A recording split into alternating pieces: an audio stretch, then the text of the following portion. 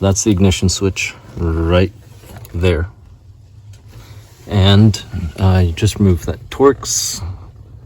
Let's see, I can't even, there. One Torx, another Torx. And then to release it, there's gonna be a screw. I think it's actually a bolt. There we go, right in there. So that brings it apart. Now, if you wanted to remove the ignition lock or the ignition lock switch, that's a different one. That's where the key goes. So this is the ignition switch. That's the ignition lock switch. And you don't have to remove this. I removed this so I could check the wires, make sure everything's fine. But there's a hole here in the plastic.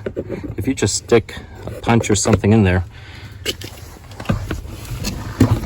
there's a ball bearing. Let's see. Right there. That guy right there.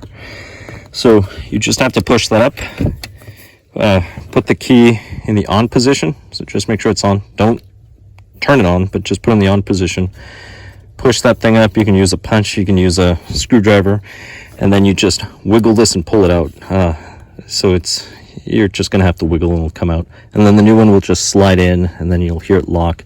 And then you can turn it freely. If you have a transponder key like I do, there's a little ring here.